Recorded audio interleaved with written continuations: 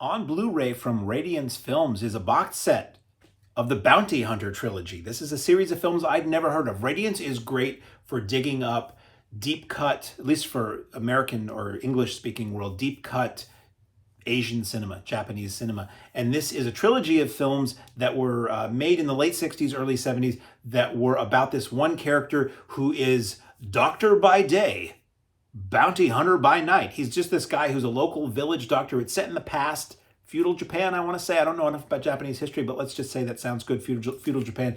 And he's a guy who's good with a blade and his gadgets. He has this little gun. So it's interesting about this movie.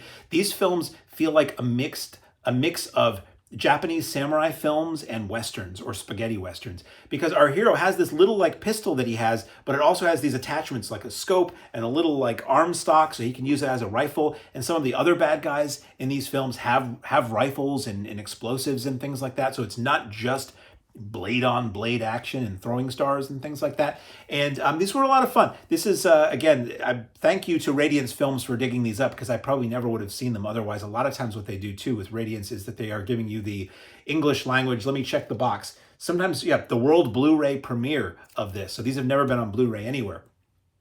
I'm going to run through these as quickly as I can so that this isn't a 45-minute review, because it is 3 movies we're going to talk about. Disc 1 is the first film. So there's only one movie on Disc 1. It is Bounty Hunter Killer's Mission from 1969. It's directed by Shigehiro Ozawa, and who stars in all of these. So I'm not going to tell you the cast on all these. It stars Tomisaburô Wakayama. Tomisaburô Wakayama, no disrespect intended, and Yumiko Nogawa. It is 90 minutes, thank you. Japanese with English subtitles. It is a Toei film. These are all to the Toei studio. And basically, a Dutch envoy with a ship full of guns sells some to one side of a warring faction in feudal Japan, and the titular bounty hunter is hired to find out what's going on and to try to get the guns out of the hands of the bad guys. Bad being, the opposing force against the shogunate who have hired him. There's some fun and bloody action in this film. The arterial spray, or beheadings, or behandings, or befootings, or whatever. Gadgets and badassery throughout. It's a little hard for me to remember who was who and what was what. I have that problem with some of these period pieces because everybody like dresses alike. Fun score. There's apparently, and it's hard for me to know who is who, and occasionally which side was which. Like, are these the bad guys, or are these the good guys? Are these the guys who hired him, or are these guys he's trying to foil? I'm not quite sure. Notable sequence where the hero basically spoofs Zatoichi, the blind swordsman, who is an iconic character in Japanese cinema and literature at this point.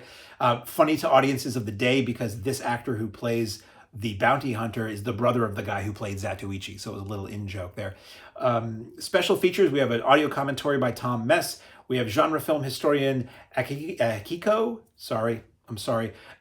Ito discusses the life and worth of director Shigehiro Ozawa and his 2 entries in the Bounty Hunter trilogy. That's 16 minutes. Trailer, it's 3 minutes. It even says on screen, 007 meets spaghetti western. It really is laying out that these are kind of like spy movies with the gadgets, and kind of like the spaghetti westerns, and kind of like the samurai films that were being made at the time. And it ends with the lead actor talking to the audience saying it was just a teaser. The real thing is coming at you, baby, which I just thought was brilliant. So the trailer evokes the spirit of these films, that they're just fun and fun and breezy and not incredibly long. Disc 2, and I'll show you the packaging too, because it's Radiance. The packaging is really classy and nice. Disc 2 is Bounty Hunter, The Fort of Death from 1969. It's 97 minutes. It's directed by Eiichi Kudo and stars the same guy who stars in all of these.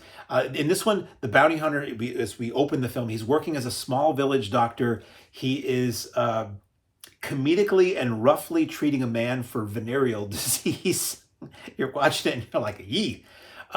When a poor farmer whose village is being ruled with an iron fist by landowners comes in to hire him to help run off the bad guys, also with a female ninja and a male knife thrower. They prepare to deal out justice for hire. So it's a fun, it's a team in this film.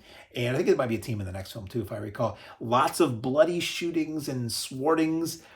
Mountains of men mowed down. It's like a samurai western in the vibe and musical stylings. The music of this kind of sounds like, if you close your eyes, a spaghetti western, which is cool. Decent amount of humor sprinkled throughout the film. a few lulls, but once the Gatling gun shows up at the end of the film, look out. And it gets really dark. I mean, not a lot of comedy to be had with a Gatling gun in a film. So the next film on this disc, disc 2, it's 2 films, is Bounty Hunter, 8 Men to Kill from 1972. So this series starts in 69, just dips a toe into the 70s a couple years later. Directed by Shigehiro Ozawa again, so he did the first and the last film in the series. It's 88 minutes, tight. A supply of government gold is snatched by murderous bandits. Without it, the government can't function.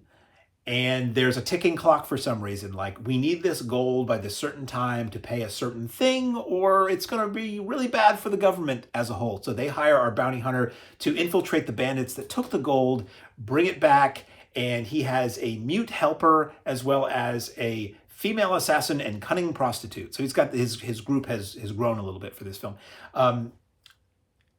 It's so much fun. As I say, they play like Westerns. Like there's horses, there's guns, there's it seems so weird to see like a samurai film of this era and see so many guns in them, but it's the period that was probably, I guess, historically accurate.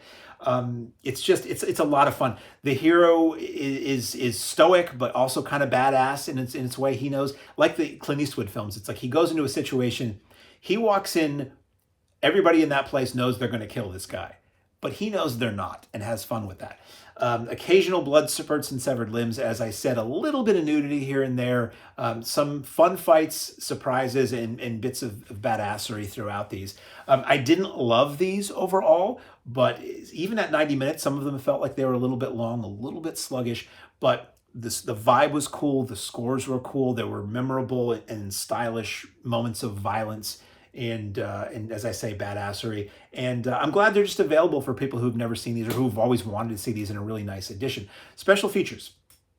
Visual essay by film connoisseur Robin Gatto of The Fort of Death on the work of its director, Toei action specialist Eiichi Kudo. That's on the Fort of Death film.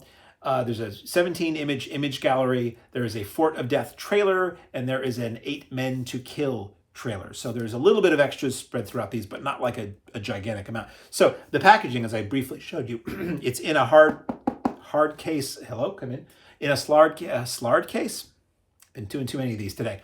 In a hard case, slip case with the 2 discs there. This is an obi strip where if you're unlike me and you take the shrink wrap off there, that comes right off so you can not have your artwork obscured. It lists the titles on the back.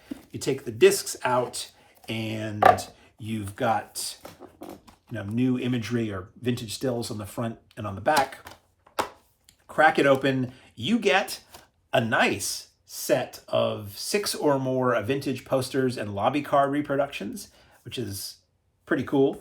You get a reversible cover that shows, so like you can have it like this where it's like, okay, it's pictures from each one, but if you want just the titles on the front of it, you can do it that way. Disc itself is nothing to write home about. And disc 2 has more imagery, original imagery used to sell those films way back in their day. You crack that open, and you have, again, a disc that's just basically, the Radiance doesn't do anything too fancy on their discs.